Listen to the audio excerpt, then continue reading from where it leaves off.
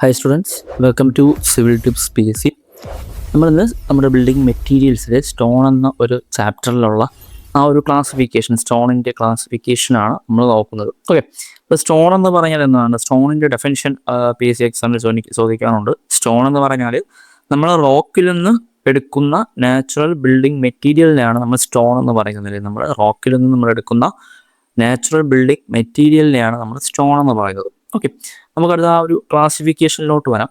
സ്റ്റോണിൻ്റെ ആ ഒരു ക്ലാസിഫിക്കേഷനിലോട്ട് വന്നു കഴിഞ്ഞാൽ ക്ലാസിഫിക്കേഷൻ മെയിനായിട്ട് നമ്മൾ മൂന്നായിട്ട് ക്ലാസിഫൈ ചെയ്തിട്ടുണ്ടല്ലേ. എങ്ങനെയാണ്? ജിയോളജിക്കലി ക്ലാസിഫൈ ചെയ്തിട്ടുണ്ട്, അതുപോലെ ഫിസിക്കൽ ക്ലാസിഫിക്കേഷൻ ചെയ്തിട്ടുണ്ട്, ദെൻ കെമിക്കൽ ക്ലാസിഫിക്കേഷൻ ചെയ്തിട്ടുണ്ട്.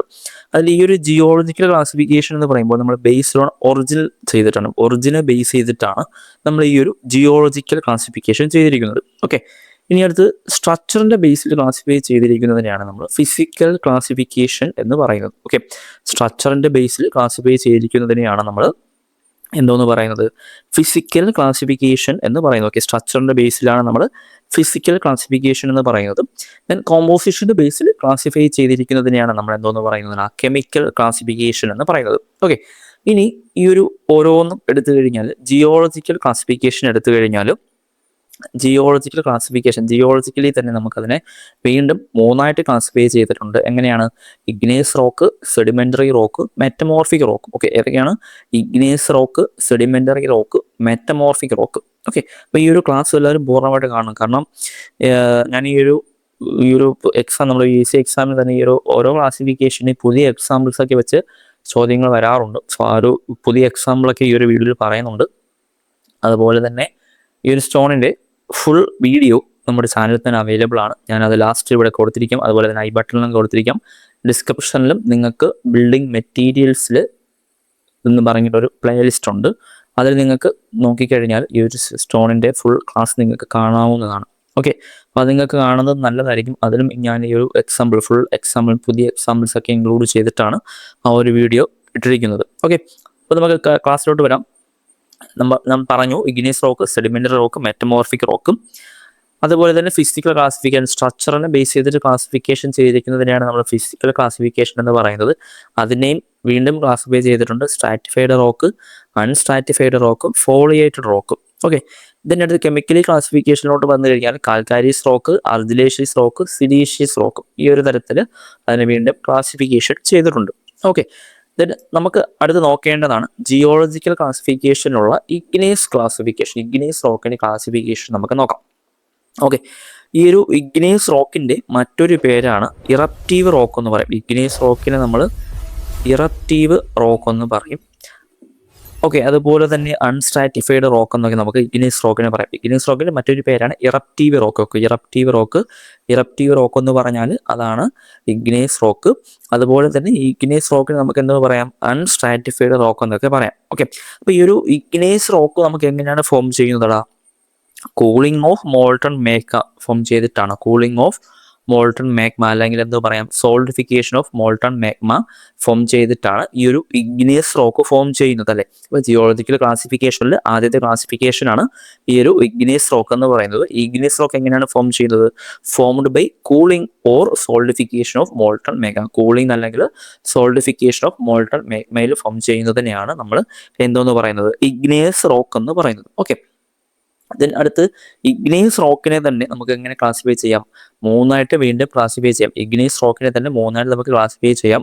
ഏതൊക്കെയാണ്? Plutonic rock, hypabyssal rock, volcanic rock. Okay, ഏതൊക്കെയാണ്? Plutonic rock, hypabyssal rock, volcanic rock. Okay, ഈ ഒരു പ്ലൂട്ടോണിക് റോക്ക് എന്ന് പറയുമ്പം നമ്മുടെ ഈ ഒരു മാഗ്മ, നമ്മൾ പറഞ്ഞു ഈ ഒരു ഇഗ്നീസ് റോക്കെല്ലാം കൂളിംഗ്, മാഗ്മ കൂൾ ചെയ്തിട്ടാണ് ഫോം ചെയ്യുന്നതെന്ന് പറഞ്ഞു. അതിൽ ഈ ഒരു cooling of magma at considerable depth ആണെങ്കിൽ, ഓക്കെ, കൺസിഡറബിൾ ഡെപ്ത് ആണെങ്കിൽ അത് ഏതാണ്? പ്ലൂട്ടോണിക് റോക്ക് ആയിരിക്കും. ഓക്കെ, ഈ ഒരു മാഗ്മ കൂളാകുന്നത് ഈ ഒരു ആ ഒരു കൺസിഡറബിൾ ഡെപ്ത്, അതാണ് അവിടുത്തെ കീവേഡ് എന്ന് പറയുന്നത്. ഓക്കെ, ആ ഒരു കൺസിഡറബിൾ ഡെപ്തിലാണെങ്കിൽ അതിനെയാണ് നമ്മൾ എന്തോന്ന് പറയുന്നത്? പ്ലൂട്ടോണിക് റോക്ക് എന്ന് പറയുന്നത്. ഓക്കെ, ഈ ഒരു പ്ലൂട്ടോണിക് റോക്കിൽ അതിൻ്റെ ആ ഒരു സ്ട്രക്ചർ എന്ന് പറയുന്നത് കോഴ്സ്ലി ഗ്രെയിൻഡ് ക്രിസ്റ്റലൈൻ സ്ട്രക്ചർ ആയിരിക്കും. ഓക്കെ, കോഴ്സ്ലി ഗ്രെയിൻഡ് ക്രിസ്റ്റലൈൻ സ്ട്രക്ചർ ആയിരിക്കും ആ ഒരു പ്ലൂട്ടോണിക് റോക്കിൽ കാണാൻ കഴിയുന്നത്.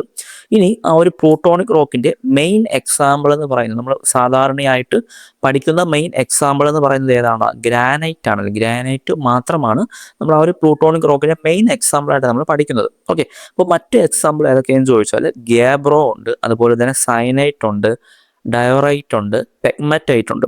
ഓക്കെ, ഏതൊക്കെയാണ് എക്സാമ്പിൾസ്? ഗ്രാനൈറ്റ് ഉണ്ട്, ഡയറൈറ്റ് ഉണ്ട്, സയനൈറ്റ് ഉണ്ട്, ഗേബ്രോ ഉണ്ട്, അതുപോലെ തന്നെ പെഗ്മറ്റൈറ്റ് ഉണ്ട്. ഓക്കെ, ദെൻ വീണ്ടും 1-2 എക്സാമ്പിളുകൾ ഞാൻ പറഞ്ഞുതരാം. ഡൈക്ക്. ഓക്കെ, ഡൈക്ക് എന്ന് പറയുന്നത് നമ്മുടെ ഈ ഒരു പ്ലൂട്ടോണിക് റോക്കിന് എക്സാമ്പിളാണ്. ദെൻ അതുപോലെ തന്നെ